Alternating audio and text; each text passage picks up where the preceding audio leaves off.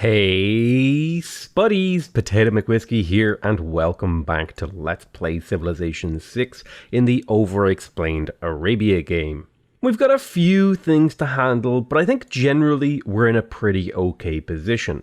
Let's kind of take a moment to talk about that. If we look at our science per turn, it's not amazing, alright? We're not super ahead, but we're not super behind either.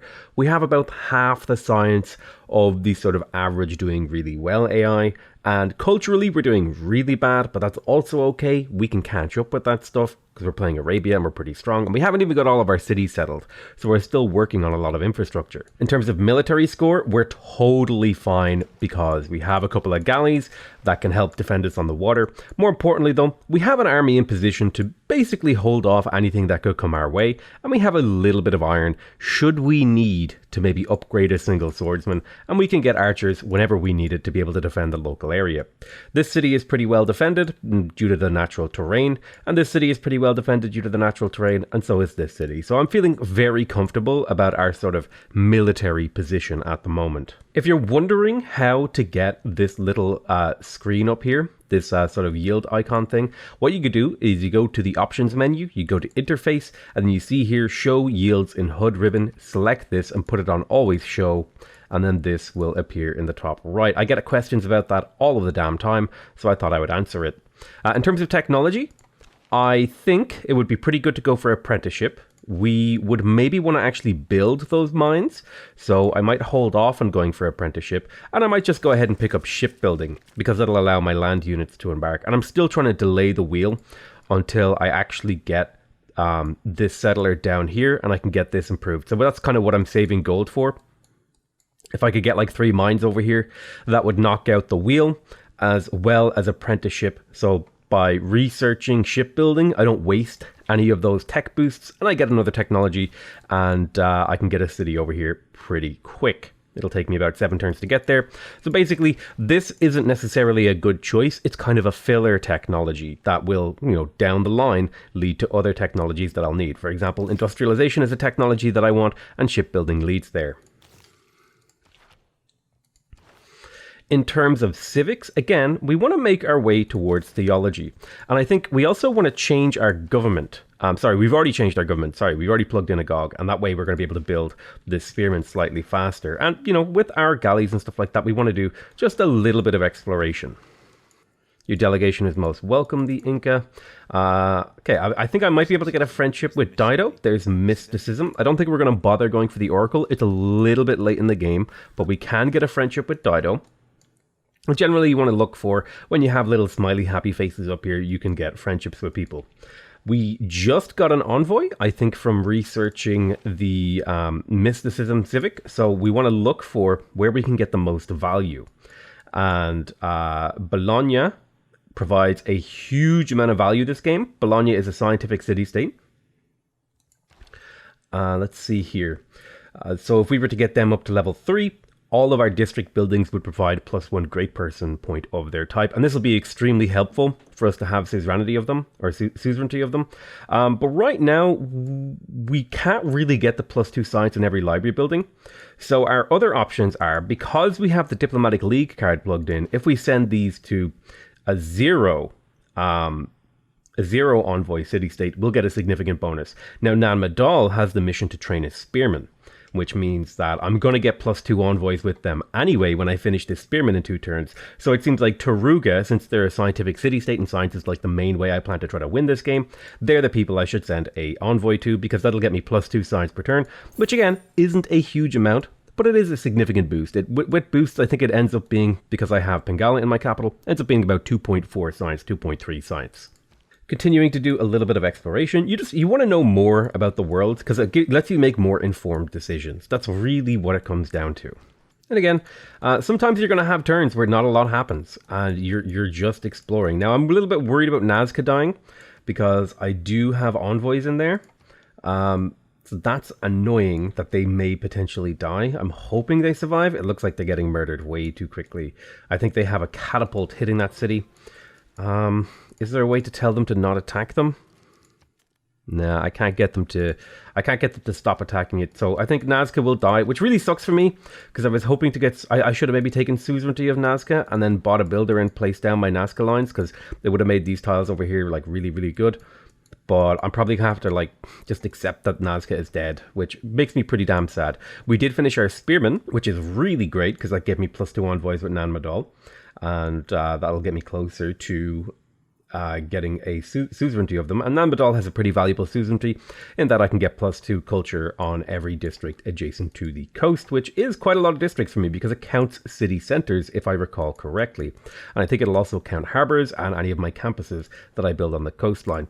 Now, I am going for theology, but immediately after that, I want to go for the mausoleum. So I'll be kind of queuing that up. I want my madrasa, but I also want to get the mausoleum if I can. See if I can't grab myself a spearman or two in the capital. In terms of districts, I think I would like to get the harbor in here. We're getting pretty close to our growth limit in this city. So I'm going to just place that harbor down because it's going to be a pretty decent harbor. It's a +3, not too bad. And then I'll probably try to crack out 2 settlers from my capital to finish off my settling sort of strategy over here. I think I have 1 settler en route, and then 2 more from the capital will finish off my empire. Damietta has finished a granary, which means the city is going to be able to continue to grow, which is fantastic. It means the city has a slightly higher surplus. And once you get the granary, it means you can potentially justify working a slightly lower food tile to keep the city growing and also getting nice benefits. I would like a builder in here because I want to get more farms. I would also like to get the campus in here. The monument, I feel like my culture is a little bit behind. However, getting the campus would be a really good long-term return on investment. I do have tiles to improve, so I'm kind of tempted to get the builder. But I might just, let me see, I got to think about this because I don't really need to grow the city's tiles anymore. So, but as in, like, I don't need to get a monument to spread the tiles, so I would only be getting it for the culture. And the question is, okay, I think this is a +2 campus next to a volcano. So that actually has like a good value, but it's a pretty low value in that it can get pillaged, whereas the monument is 7 turns for +2 culture. And that has a slightly higher return on investment, so we'll be going for that. I also, actually, I want to get ancient walls at some point in my empire to be able to get the boost for engineering. So I'm going to go ahead and just pick up ancient walls, because if I can get that boost, it is also worth +1 era score because it'll trigger a Eureka. So I'm just kind of like trying to make sure that my decisions all kind of feed into each other and make sense with like an internally consistent logic. This city needs to get its borders growing. It has really good production for a 2 population freshly settled city. 6 production is great on 2 pop. You generally want to be making about 2 to 3 production per population. So if I look at Damascus, I'm making about 10. That's about 3 production per population. Cairo has about 15. That's about 3 production per population. And Damietta has about 8, which is just below 3 production per population. That's like a good benchmark that I like to keep an eye on, and that'll grow as the game goes on. But about, like, I would say generally speaking, if you're hitting about 3 production per population, you're actually doing amazingly well. And if you're hitting 2 production per population, you're doing all right. That's sort of a general rule of thumb. Higher than that is great. So in Mecca, I have quite a few choices that I could make. I have already placed the campus. I need this city to grow, and probably the best way to get this city to grow is for its borders to expand to some of these more valuable tiles. See, the borders are expanding in 6 turns to here, and if I manage to get the monument, it'll mean that the borders will just expand that little bit quicker. Now, the monument itself actually doesn't hold a lot of value here for me, because the closest tile, the city only really has 2 tiles to grow to, which is the fish and this hill here. Because if you understand how city growth mechanics work, the city will claim all of the tiles in the 2nd ring before it ever claims any of the tiles in the 3rd ring. So realistically, if you're building a monument, it's because you have a bunch of tiles in your 2nd ring that you want to work, which I don't have in this city, but I do have 1 tile in my 2nd ring that I really want to work. And generally speaking, culture is really nice to have, so I'll get to work on that. But I'll probably immediately go for a campus after that. And again, we're just continuing to explore. There's Yerevan, perfect. I've also found some tundra over here, and this could potentially be a place that I want to settle in the near future. I have not yet made my decision about which type of government building I want to go for. And I might delay that decision based on how much land is over here, because I might go for the settler one and throw a bunch of cities over here. I definitely want a builder in Damietta, and I think I can afford to purchase one here. And the reason I want a builder in here is because I want to improve this silk I want to improve this sugar. And ideally, I would also like to get a couple of these farms out. But I think those are the two big ones. Getting 2 more luxuries online would be fantastic for my empire. Your delegation is most welcome, Dido. Thank you so much. I'm going to try to get a friendship with Tamar again. Just kind of managing diplomacy. And every now and again, make sure you go through. Just go through the list and double check that you have open borders with everyone. And there's an easy way to do that. If you go to... Here it is. If you look down here, the agreement section, you'll see this little symbol here with the hexagon with the dotted lines and the hexagon with the hard lines. That means you've given mutual open borders. And you could just kind of click through each civilization and check that you have that symbol with everyone. And anyone you don't have it with, you can refresh your open borders. So we've finished the government plaza, which gave us another governor title. And I have the option here, if I really want to, I could go for something like the Temple of Artemis. I could go for my ancestral hall. I feel like the Temple of Artemis is actually really damn good here for this city. Here's why. If I place it here, I have an amazing theater square there. And I do want like 1 or 2 theater squares maybe. It would give the city an amazing amount of food and housing, which as a plain city, it is going to struggle a little bit for food as it continues to expand. So the Temple of Artemis here actually offers quite a bit of value. Now, it also gives me amenities for each pasture, plantation, and camp. And there's 1 camp, 1 pasture, 1 plantation. So if I placed it here, 1, 2, 3, 4, it would grab 4 amenities. Whereas if I placed it here, it would only grab 3. So that's a bit of a decision that needs to be made. I could also potentially forward settle Rome if I wanted to. It's not the most amazing city location, but it would make, if I place the city here, I place an encampment district right here, it would form a very strong defensive line against Rome, which would be the full goal of the city, is to just be a blocker city. That would be what it exists for. So I'm really, really tempted by the Temple of Artemis, considering how good it is. But I also want to, and I guess technically speaking, I'm okay with delaying the decision about this because I don't have a ton of governor titles right now to justify audience chamber being a thing that I get right now. And I do have the potential for a lot of land over here. But also, equally, this could be a game that I transition into a war. Probably not, because Rome's tech is so high. I'm going to have a hard time catching up without like beelining science. But the real question is this Temple of Artemis worth going for? I'd have to spend 80 gold to place it down. And this is like the ideal spot, but I think I might sacrifice an amenity. 1, 2, 3. That means the city is going to be at least 7 pop before it can place all of its districts. And then put a theater square on top of that, when this could equally be a pretty damn good... Hard choices, really hard choices here. I think I'm going to go for the Temple of Artemis because it'll make this city really powerful in the long run. And I'm going to place it in the most optimal spot and just skip the theater square.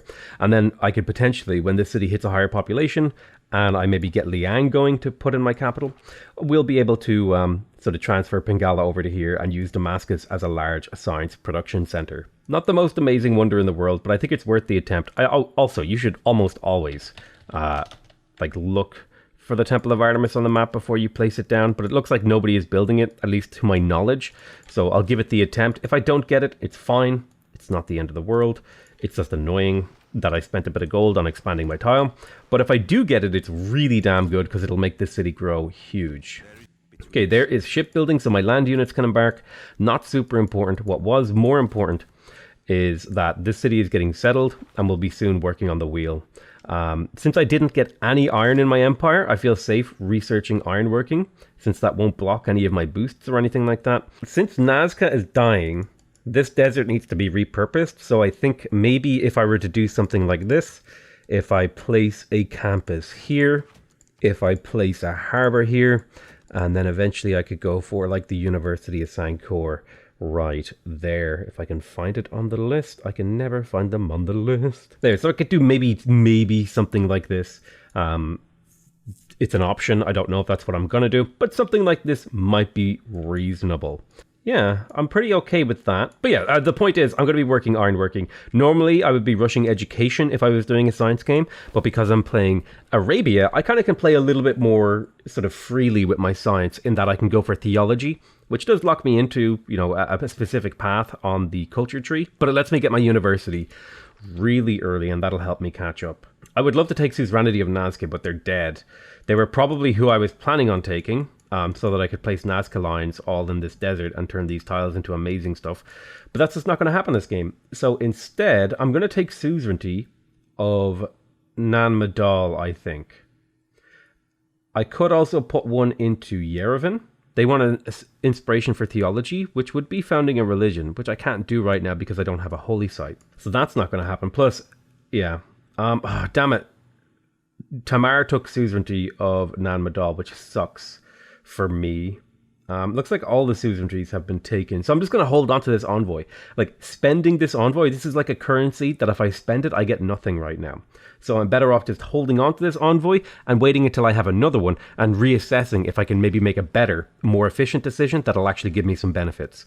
Now, I could, if I wanted to, put an envoy into Taruga and get +2 science per turn, which isn't terrible by any stretch of the imagination. So, I mean, I guess that's not an awful decision. I'll go ahead and take it. I do have to worry, though, where is Taruga? And they might get killed. But I'll pop that into Taruga. I'll get my +2 science per turn, and I'll just kind of leave it at that. Right. Seeing the amount of land over here is really making me tempted by the going for Ancestral Hall and mass-producing settlers out of Damascus to settle that land. So I'm probably going to appoint Magnus in Damascus, not for the chopping ability, but because if I go for provision, I'll be able to mass produce settlers in this city without any problems. Terracotta Army has been completed and Nazca was defeated. There was a flood over here. Yeah. Oh, I didn't mean to move you. Sir, cancel your move, thank you. I get asked the question all the time. Do you chop? Do you improve? Do you keep? Generally speaking, I would say that you want to chop when the value of getting production now is higher than production throughout the game. So, for example, this forest on this tile has a value of 1 production for the rest of the game. The forest on this tile has a value of 1 production for the rest of the game, but it also has the value of potentially putting a lumber mill on it. I cannot put a lumber mill on this forest, so I can hurt the long-term profitability of this tile, right, by chopping, and I'll get 52 turns worth of this city's of this tile's production right now, of its bonus yield, and lose that. So in 52 turns from now, the total number of production points in my empire would be lower. However, if I use that production chop to get, for example, a monument, however many turns earlier, that kind of factors into the calculation, right? And then that monument might lead to me getting another technology earlier, which can lead to me getting other things earlier. So making these sort of chopping decisions are really important. But right now, I'm just building ancient walls. Like, this is not an important thing to chop out. And I don't know if I'm going to have anything that's really important to chop out in this city for a long time. I guess, technically speaking, if I could replace the Agog card, which I kind of wish I could, I would maybe opt to chop out a settler or a builder. So, for example, if I were to put this in, if I put this city to build a builder, I could use that builder to improve my territory. And then essentially I'm exchanging 52 production to get a builder a certain number of turns earlier and then improve my tiles a certain number of turns earlier. But I think in this case, I'm going to just hold off on this decision for a single turn. That's what I'm going to do. Now, settling the sheep isn't ideal. However, it does mean that, there's technically a bonus resource still underneath this tile. So in the city of Halab, we have to identify a few problems with the development of this city. The first problem is this city is not on fresh water. It is on the coast, which means its growth is going to be pretty stunted, which means it's going to need a harbor. It's going to need a harbor to be able to get enough housing to be able to grow. It's also kind of sandwiched between a sort of lack of land tiles, but it also has really great potential because all of the tiles that are around it are hill tiles. So there's huge amounts of productivity in Halab. So this is a sort of a city that I actually want to invest into a lot.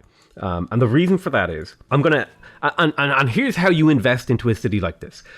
You tell it to build things that can only be built with production, and then you buy everything else. And this is what I call concentrating the economic power of your empire into a single city and then reaping the rewards. Because if I can grow the city and I can get all these tiles working, these are worth potentially hundreds of production. So that's why I want to be able to purchase a builder in here. I want to get that copper online. I want to get this harbor online to get the city growing. I want to get a granary. I'll probably try to buy a granary. I'll probably try to buy a monument because I want to get this city up and running as fast as possible, because the return on investment from this city is so damn high that this is now like the sort of centerpiece of my empire-wide investment until I can get this up to something resembling a really, really powerful city. Now, I did talk a little bit about wanting to invest into weak cities, and you want to invest into weak cities so that they're not too weak. Damietta now is strong enough that I don't need to continue to invest into it. And so right now, my best option for investment is Halab. I know I'm spending a lot of time like talking about things, but hopefully this is kind of helping you think about my thought processes and stuff like that. There's theology, giving me access to the madrasa. Trajan 1, which is fine. And you can kind of see this is exactly the scenario that I talked about. 3 people actually participated, so everyone who got 0 score doesn't count. So one person got gold and silver, the second person got silver or bronze, and then the third person got nothing. So that's where this comes from. A lot of people think it has to do with the total score that someone gets. It's not. It's about the number of people participating in the competition.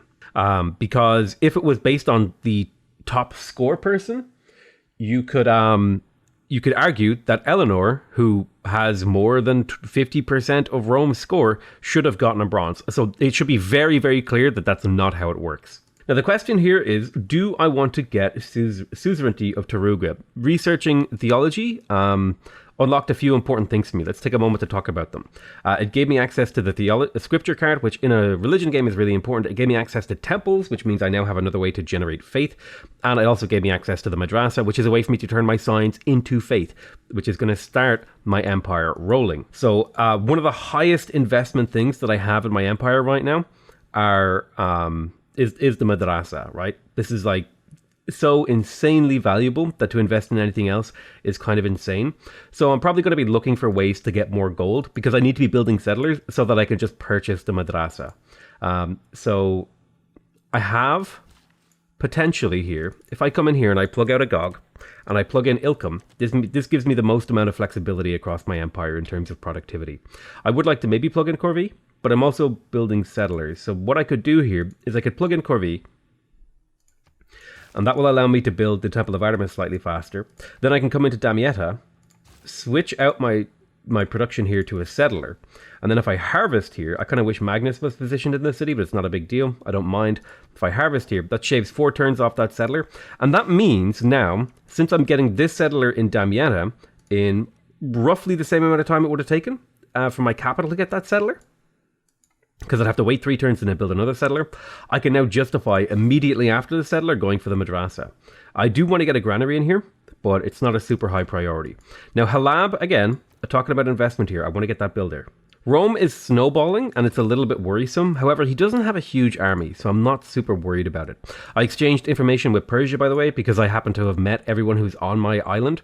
So I know that Persia is probably far enough away to not be a threat right now. So I can go ahead and just start to build a relationship with him. I give him a delegation. I do mutual open borders. He'll make me pay a little bit of gold. I'll accept that because having good relations with the AI is really important because it gives you so much flexibility in how you want to play the game, especially when you start unlocking alliances. And I'll just quickly again go through the list. It looks like my open borders with Georgia has ran out, so I'll do another open borders with Georgia, and she'll give me a little bit of gold. She has no gold in the bank, that's totally fine. Something I also might want to do is see if anyone wants to buy my foxes. Dido will pay 5 gold per turn. Rome will pay 8 gold per turn. You will pay 5 gold and a little bit. How much would you pay for my furs? You'll pay 7 gold. So it looks like Rome is the best place, I think it is, to get the gold here. Oh, you'll pay 9 gold and 9 gold per turn. So what I want to do is get as much raw gold as possible. So I'm thinking like 190 plus as much gold per turn as possible. So it looks like if I just shave off a little bit of money here, like so, 179 plus 1 gold per turn for my furs. And the reason why I'm going for raw gold here is because I've actually rechanged my decision. It will take me 16 turns to build my madrasa. It will take me nearly 20 turns of waiting for gold to build my madrasa. So what I can do is instead go for the harbor and then use gold to get this. But then again, I have to spend gold on other things like in Halab. So I think I actually will still hard build that madrasa. But basically, I want gold right now because there's things I can do with that gold, right? I can purchase a builder. I can improve this copper. I can, buy the copper tile. And now I'm much closer to getting the wheel boosted. And then I just have to build 2 more mines and I have industrialization boosted. Now that I chopped this silk to make the settler go faster, I'm going to place the plantation. This will give me the silk. And like a lot of people panic about amenities. I have a hotkey set up so I can cycle through my cities. But I have basically no amenities improved and I'm still at 0. So really don't panic about amenities. And now I'll just talk to Rome and say, hey Rome, do you also want to buy my silk? How much would you pay? He'll give me 8 gold per turn. Well, I'd like a bit more than that. So why don't you give me, let me do the calculation again. 8 times 30 multiplied by 0.68 gives me about 163 gold is what he'll pay for this. That is not that number, oh my goodness. And I might be able to squeeze out, 160 gold. So you basically multiply the gold per turn by 30 and then by 0.68 and you get roughly the amount of gold that they're willing to pay for a thing up front. And 163 gold right now seems like a pretty damn good deal when I've got a lot of things that I would like to invest into, particularly Halab here. I want to get the Granarian Monument. In particular, I want to get the Granarian here to get the city growing, and then I'll get the monument afterwards. Looks like we managed to find Fez, which is actually a really interesting city-state for me to have met right now. I've also met Babylon, which is also super interesting. So now I have more interesting things that I could invest my envoys into. And I think there's a lot of scientific city-states this game, so I want to get as many efficient envoys with them as possible. So I'm going to invest into Babylon. You want to do a joint war with Eleanor. I'm going to refuse the joint war. Eleanor's I don't want her going to war with you. Let's do mutual open borders and you'll pay me 5 gold per turn for 20 horses. I'm okay with giving him horses now. Am I okay with giving him horses now? Yeah, he already has iron, so he can already make scary units. So I'll give him horses. 1,000-year flood. That sucks. Damaged tiles, population lost. I hope my farm wasn't wiped out. My farm was wiped out, but the tile was at least fertilized. And this farm is fine, right? These tiles are now just better, which is great for me. This city is actually looking really nice. Okay, I think the next thing I wanted to do was to get that sugar online. Now that I can embark, I'm sending my scout over to the second continent because it's a less populated continent and it might have more tribal villages on it that I can pick up and level up my scout and do all that fun stuff. However, the risk of my scout dying is pretty high too. There's the Great Barrier Reef. That's beautiful. Lovely. Too bad it's not really settleable. I guess it is technically settleable, but I would have to walk a settler pretty much all the way up around here and then down to here. And I don't know if that would be worth it. It would be a fun city to settle, but it might be something we do in the long run. There's ironworking, Jebel Bakal, and swordsman. And I think now is the time that we can get to work on the wheel, because we're literally a turn away from improving this. And that'll finish the wheel for me. Although I guess it makes sense. Yeah, I want to get engineering as well. No, I'm going to go for the wheel, because that'll give me access to the watermill. And then I'll probably go for apprenticeship, because I'll be able to improve this next turn, and that should finish the wheel for me. Although it would be slightly more efficient if I did it this way and went for apprenticeship and then backfilled for the wheel. Yeah, it's slightly more efficient because the potential loss of science isn't quite as high. Now, a settler is finished in the capital. We're working on the madrasa. I think this settler is going to be heading out over to here, as per usual. So you head that way. You grab that. Now, I want to talk about which city should I buy this tile right here in. Let's go to Cairo. Let's say I wanted to buy this tile in Cairo. It's 130 gold. Well, in Cairo, this tile is 1, 2, 3 tiles away. If I go to Halab, the tile only costs me 85 gold because the tile is 1, 2 away. Tiles that are closer to your cities are cheaper. So if there's a tile that I want in Cairo, but I could buy it in Halab, I should buy it in Halab. And then I can improve it next turn and get another amenity that I can sell, as well as a really damn good tile to work. Let's say I even still wanted this in Cairo, I can just swap it, right? So that's the power of using that. But I'll probably keep this in Halab because it'll act as a really good growth tile to get the city up and going, and it still has decent production. Looks like Pachacuti wants to get open borders. I'll do open borders with him. I don't want to sell my Diplo favor to him though, because Diplo favor is extremely valuable when handing it to certain AIs. So you want to avoid the AI kind of buying it off you, and you want to shop around yourself to find the people who want to buy it. And because I gave him a embassy or a delegation and I sent him open borders, Persia will pretty much declare friendship with me on the second turn that I met him, which is like great. You know, these are the kind of things that you want to manipulate the game into helping you out with, is kind of get your AIs going. Let's go ahead and improve the plantation here. That'll give me +2 gold on this tile, making me even more money. Now in Halab, I think the big thing is this city, once this city grows, it's going to start taking a growth penalty. And in fact, I'm going to wait a turn to let you see that. But I'm going to go ahead and improve this mine. That will make this into a productive tile. It'll give me the boost for wheel. So now I'll be able to finish. Oh my god, 2 turns anyway? Okay, whatever. But I got the boost for the wheel, which means I didn't waste any of that science. And then I'll place 2 more mines to get the boost for apprenticeship and get even more science out of that. Continuing to explore around here. Looks like I lost my open borders with Eleanor. Let's go ahead and get open borders with her again. Bum, bum, bum, bum. And she'll give me 1 gold per turn. Like, it's not a huge thing, but it is one of those little optimizations that it takes a few seconds for you to do it, right? It takes a few seconds to get open borders with the AI. I'm a little bit worried about these religions. He doesn't seem to be aggressive right now. Let's have a look here. Respect empires with a lot of land. I have a lot of land. We have trade routes. I think I'd like to take some of his gold away. So I'm going to give him 15 Diplo favor and take as much of his gold as possible. If I can take away some of his gold, it means he has less economy to actually declare war on me with. So I took away a bit of his gold, and I'll probably get walls in here as well to defend this city. And I will upgrade 1 archer. I think now is the time to upgrade my archers so that I can have them ready. That'll give me a little bit more combat strength. It'll also give me the boost for machinery, and I'm getting pretty close to machinery, so that might be a tech that I want to go for.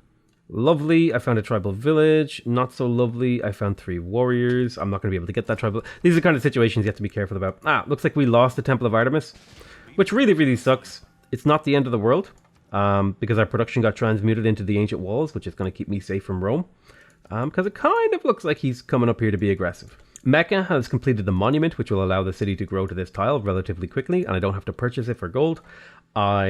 The city is 6 turns from growing. I'm going to go ahead and grab the campus.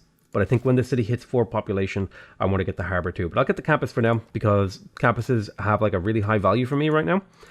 Because I'm playing my Civ and I want to get science in the long run. I'm going to opt to settle the further away city with this settler. And because I want to get this one developing. And I'll let this settler walk to here. Because that means the total number of land tiles just kind of ends up these cities being settled around the same time, rather. So in terms of tile improvements, always improve grassland hills first if you're not building a district on them. So for example, this will probably be a campus here, unless I have a reef nearby or some way to get even more adjacency. No, this is the best one. It's not a very good campus, so this will probably be it. Kind of a crappy campus, but it'll do the job, I guess.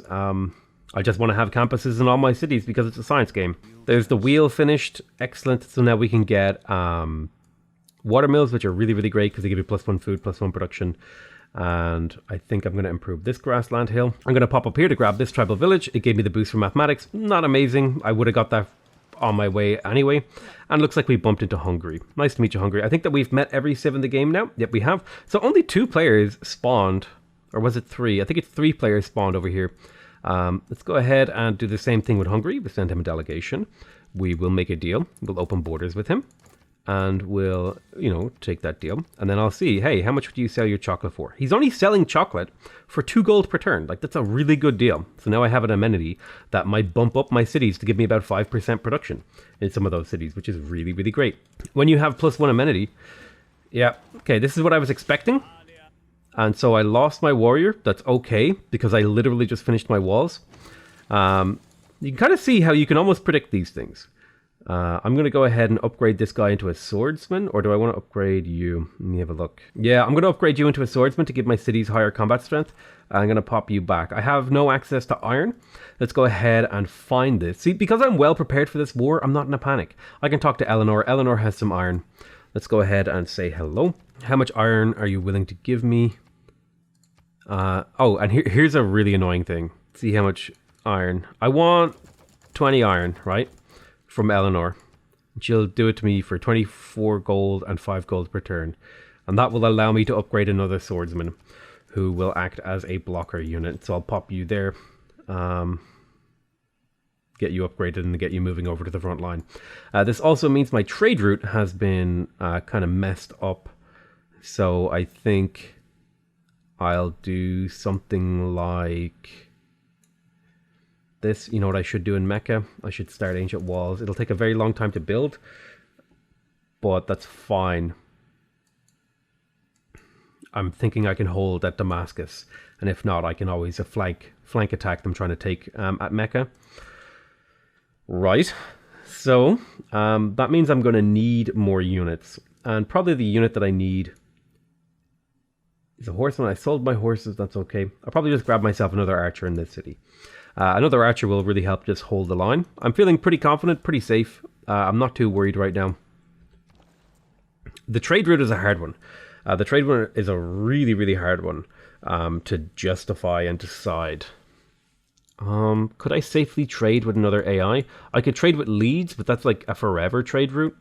But I'll accept that as a trade route. I just hope there's no barbs along here to pillage it. And that'll give me a little bit of gold as a compensation for my trade route getting kind of blocked by Rome.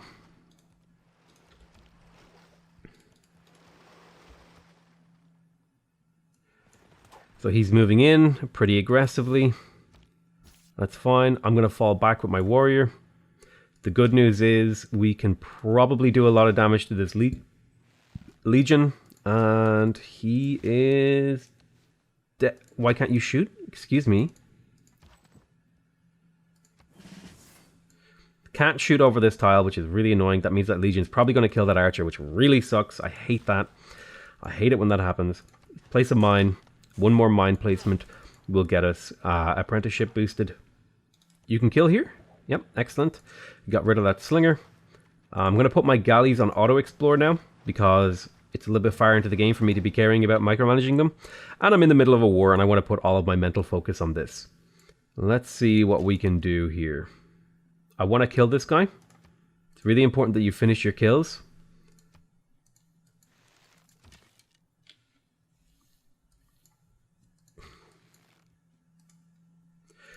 See, this furs, thinking about attacks. These warriors aren't super important. However, this warrior is in defensive, is in weak terrain, so I think he's a good hit.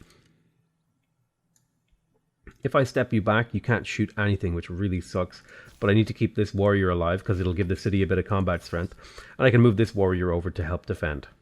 So I don't see another legion, so I'm feeling pretty safe. I have another archer on the way. And yeah, things are looking pretty okay. I'm a bit worried about these biremes here. I would prefer if she didn't attack me. I do have a declaration of friendship with her for the next 14 turns, so I don't think she can actually attack me. Can I kill here? I can. You can kill off weakened barbs with your scouts, no problem, and that'll kind of keep them alive as he scouts. But I do have a golden age coming up, which I'm really happy about. I don't like this religion spreading to me. We have a couple of catapults that we need to deal with. Those are high threat units. So let's go ahead and begin attacking them. We can clear you out. I'm going to attack you there. You need to heal for a turn. I can't really let them.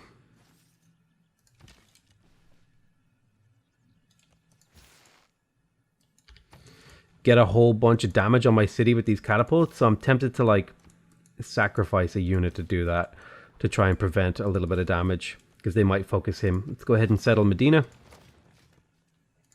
My economy is a little bit occupied right now, but I'm definitely going to be getting a harbor in here at some point. But this city needs to invest into itself. It needs to get its own granary, it needs to get its own monument, unlike Halab, where I'll be purchasing those things.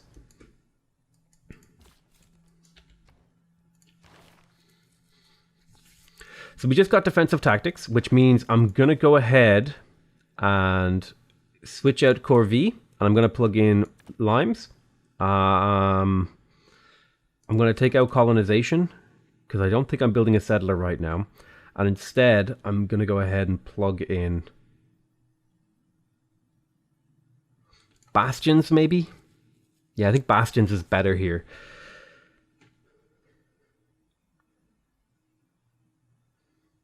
Ideally, I would actually switch governments. Ideally, I would maybe switch to autocracy here. Or oligarchy.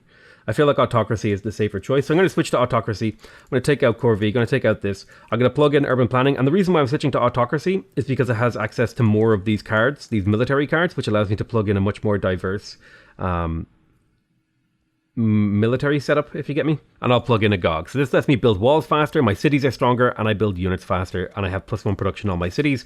So this is like a defensive government, right? I have my government set up to try to hold off the Romans. And I'm in a pretty good spot, right? I have walls building in my cities. It's not like I was completely unprepared for this, which is really, really great. I'm very happy that I managed to prepare for this war correctly.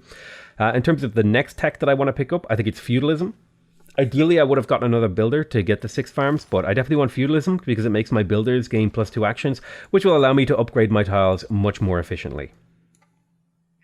I'm also going to place this mine here. That'll get me the boost for apprenticeship, which means any mines that I've already invested into, when I get an apprenticeship, they will go up in value. They'll now be worth +1 production, which means any future mines I invest into are now worth even more. So you combine that with serfdom, with more efficient builders, and then the mines you're building are actually better. You know, it all combines together to make you very, very happy with any investments that you're doing. I'm going to go ahead and take the Ranger promotion in here because he's up in tundra, and there tends to be a little bit more forest in tundra in my experience, although there can be a lot of hills too.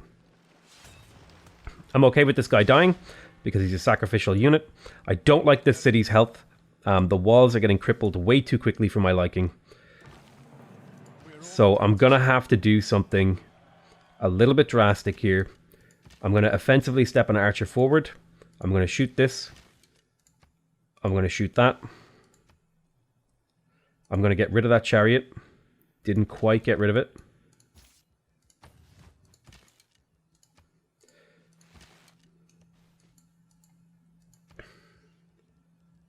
Not exactly ideal defensive terrain, but I'm feeling pretty safe now that I have a bunch of units here. And actually, speaking of which, this is a potential situation in which I might want to go for stirrups now. It's 14 turns away, but I could maybe get a heavy chariot and upgrade it into a Mamluk. It's an interesting choice. If I got a heavy chariot or two, it would be an interesting one. I would need to buy more iron, but that's probably not too bad. If I got like 2 heavy chariots, this could be a pretty good offensive war here, actually. So I'll go for an archer and get 2 heavy chariots and see if I can save up the gold to upgrade them. I don't think settlers are going to be happening for a little while, so I'm going to hold off on promoting this guy with provision because I'm not building settlers right now, so that promotion does nothing for me. And instead I'm going to appoint Liang. And I'm going to appoint Liang in a city. I still need to get my mausoleum, so it'll be harbor into mausoleum most likely in this city. I want to appoint Liang in a city where I plan to build a lot of builders and that I plan to work a lot of coastal tiles because I could do fishery shenanigans over there. That would probably be my capital because it'll be getting the mausoleum, so it could be do fishery things, but I'll probably pop her into Medina because that's where a lot of my builders are going to be originating. Actually, Halab, now that I'm thinking about it, Halab is the perfect spot for Liang because I plan to build a lot of builders in there. The idea of getting a city like this where we invest a lot into it is that we invest a lot into this city and then it's able to use its sort of growth and power to invest into other cities. I had meant to purchase the granary in here by now, but it didn't really happen. So the city is kind of languishing. But, you know, the situation we find ourselves in, sometimes there's nothing we can really do to adjust. You have to keep an eye on what's happening here. So the city now has no walls, which means I'm very, very worried about it. Still not in crisis, but I'm worried about the city now that it has no walls. So that's something I need to keep in mind. I'm going to swap this archer. This way the weakened archer is inside the city where it's safe. This archer is going to shoot the catapult. This archer is going to shoot the catapult. This archer is going to shoot the chariot. I do have promotions available, but right now killing units is more important. Can I kill you? Not quite, but I did severely damage you and you should retreat. I'm in a golden age. I don't have a really good faith gain, so monumentality doesn't hold a lot of value for me. I already have a religion, or I have a great prophet, so the Exodus, the Evangelist, doesn't hold a lot of value to me. Free inquiry would be great if I had already built my harbors, but I haven't. I'm in the process of building them, and I will get them this era, and that would give me a significant amount of science this era. Monumentality is still just really high value, but I just don't have the faith income to make it anywhere justified. So I'm going to go for free inquiry because in the very short future, when I finish some of these harbors, I'll get gold adjacency. So that's kind of like the decision making there. The other ones just didn't have a lot of value for me, so I went for that one. Now I'm going to go ahead and settle this city down. And like you can see, because I blocked off my peninsula, these newly settled cities that are completely vulnerable are like not under threat at all because there's no one nearby to actually attack them. Araka, because it doesn't need a granary, it's going to go for the watermill to help build the city. And I'm going to place the harbour down. The harbour is probably the highest value district in these cities because it'll give it production, food, housing, and gold, and all that sort of jazz. So you get that place down and you work on some other stuff. I always try to remember to delete my pins after I place them too, just as like a mental management thing. I haven't placed these ones, so... holding the war off pretty well, feeling good about myself. Considering counterattacking. A little bit worried about this warrior. Going to retreat him across the water. I'm going to go ahead and vote for myself with trade routes, and typically you only need to vote twice for this, and this could potentially get me a trade route that would be a lot of value. And I'm going to say I actually want to get less grievances, so I'm going to vote for myself here. This means I will generate 50% fewer grievances. A lot of people wondered why I targeted myself with this one. The chosen player generates 100% more grievances, and it's basically because they failed to read the second half of this, and other players generate 100% more grievances against this player. What that means is, if I'm in a position where I don't want to go in an offensive war, I want to be targeted by this. If I'm in a position where I want to go on an offensive war, I want to be targeted by this. Yes, it's easier to generate, like, you don't get penalized for generating grievances against me, but I get to do the same to you. So that's why I'm trying. This is why I'm making this decision, right? I'm already in a war. I may as well get less grievances when I counterattack Rome. It looks like Tamar managed to secure that for herself, making her feel a lot safer. Because I voted for myself twice, I managed to pick this up, and I have some good friends who also voted for me. So this guy is going to retreat across the river, where this unit will not be able to move and attack him. The movement cost of this is too high for him. I'm going to get rid of this catapult. Okay, catapult is gone. Now that the catapult is gone, I feel safe going for promotions here. And the most important thing is to get promotions that allow you to get rid of units. So generally speaking, I will go for volley promotions early in the game, because you can kill a city. I should actually, you know what? I'll explain that more next turn when I am able to actually open the screen, because there's a lot of assumed information there that I'm not explaining fully. Okay, looks like Matthias was hit by a natural disaster. I'm going to vote that up, and I'm also going to vote this up. I really want that one to pass, actually. So it could be a thing that I wish I had more diplomatic favor, but I'm really hoping that Nazca gets passed, because if I could liberate Nazca, that would be amazing. So I'll vote up both of these things because it's free to vote once. I really hope the Rome one passes. Damn it. If I had one more bit of Diplo favor, it would have passed and I would have had 3 people on my side. I'm really disappointed that that didn't pass. I should have saved my Diplo favor. I could have overpowered Rome. Well. Let's go ahead and heal this guy up. This guy's under threat, but let's take a moment to talk about promotions, right? So let's look at this archer. We have the volley promotion, which gives you +5 ranged combat strength against land units. And this leads to the arrow storm promotion that does the same thing, but +7. Then we have the garrison promotion, which gives you 10 combat strength, which is defensive and offensive when you're standing, an improvement that provides defense, or if you're in a district. And then you have incendiaries, which allows you to attack districts. So in the basic analysis of an archer's upgrade path and promotions, there's these essential 2 trees, right? You have volley. You have the volley tree, which is the anti-unit tree, and then you have the anti-city tree, which is incendiaries, right? And you want to choose between these 2 paths, generally speaking. Now, there is a third path, which is the Garrison Archer, where you go Garrison, Volley, and Arrow Storm, and then you have a I think it's 23 combat strength Archer who can shoot once per turn out of a city and do ridiculous amounts of damage. But that's kind of a more of an advanced strategy. Generally speaking, you want to go down to here, and then potentially to Expert Marksman. But there is a 3 upgrade Archer defensive build that allows you to just like lob out extremely high defensive attacks. So let me explain how Garrison work. Garrison works if you're standing on a district that is repaired. That's it. Like if the district is intact, it doesn't matter who it belongs to. It doesn't matter who owns it. If you're standing on the district, you get +10 combat strength on the offense and on the defense, because it's very important to note that this says +5 ranged strength. Ranged strength is what archers use to attack, because they attack at range.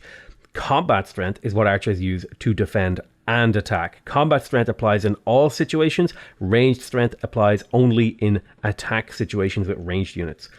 So I think in this one, I'm going to grab a garrison promotion, because I like to get a mixture I like to get a good mixture of different promotions to make sure that my units are, you know, really, really survivable and really strong. This archer could potentially die here. So what I'll do is I will just retreat him. Just step him back. Just walk away. That's all you got to do. You just walk away and your unit will be fine. This guy, because he's standing in the city, he's able to shoot over any terrain. I think that is how that mechanic works. And I want to get a level up on him. So I'm just going to go ahead and shoot the chariot. Because the chariot's the higher threat unit. And I can't kill the warrior. So just do a little bit of damage. Try to force him back. And then we'll start looking at maybe taking Lugdunum and Arretium.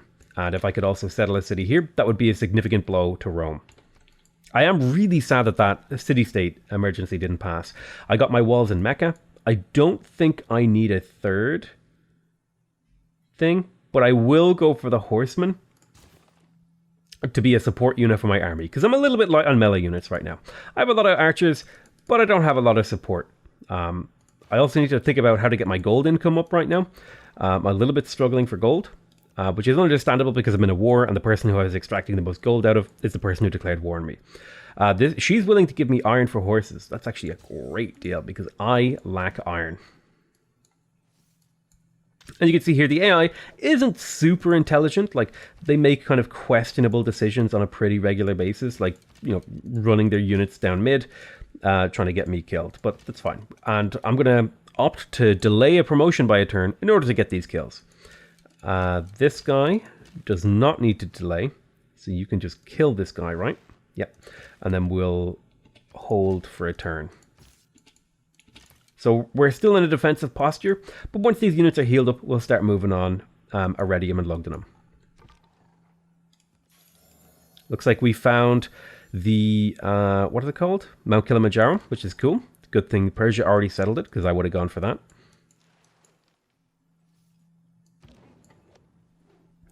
And so now we need to do a bit of an assessment. Rome has 84 combat strength. I have 211. I'm going to go ahead and talk to the Inca and say, hey, Inca, do you want to join my war against Trajan? And he will, for 1 gold.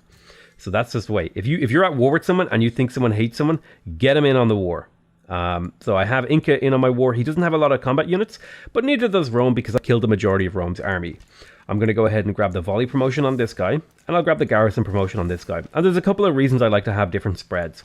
The first reason is that having archers that are like, if you go for all of your archers to one promotion type, you kind of have a bit of an inflexible army that can only really do one thing, that they're only good at one thing. Whereas if you go for both, you kind of have an army that can do a little bit of everything.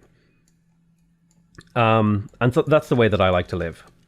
So yeah, that's why I split them. And then the other thing is, I've noticed that there's like a weird thing when you combine units in the late game with the nationalism thing, where you combine them into cores. They can actually combine their promotions together to get like a full set of promotions really easily. I'll talk about that later if it comes up, but for now we're still like, in the ideal scenario for me this game, by the way, I wouldn't be going to war with Rome. I would be like mass settling over here to get more land, because there's some really good cities over here. But unfortunately, the reality is that a barbarian encampment spawned on literally the only unknown tile between me and Rome in the entire known universe, when there is this entire canvas of spawnable areas they chose here, and he's going to scout me and attack me. It's okay, I'm going to ignore it for now. Let's head towards Lugdunum with any and all units that are full health. The other ones will take a little bit of time to catch up, but that's okay. We want to start hitting the city to bring its health down, and also to level up our archers. So it's like, we've identified a scenario in which we can counterattack. Rome has a low combat strength. I was able to easily defeat their army, and I feel pretty good about that. Can I maybe... No, these guys tend to be pretty aggressive. But did I find another natural wonder over here? Am I crazy? I think I did. It's insane. Yeah, looks like I've been spotted. It's my favorite, but we'll do... Oh, that's really bad. Where did this crossbowman come from? I guess we're redirecting now. Let's kill there. So this guy might actually be dead to that crossbowman. Can I peace out Rome? Rome will not take peace, so this archer is probably dead. That's fine. Crossbowmen are a bit of a problem. I want to try to push this guy away from the barb camp. I'm really hoping that it works. I don't know if it will. We got our heavy chariot. Crossbowmen are a problem. Crossbowmen are a big big problem. I need to place my harbour in this city. It's a +4 harbour, so it's pretty good. I'm not going to build it right now. Remember, placing a district down and not building it just means it doesn't get any more expensive. So that's why I'm doing that.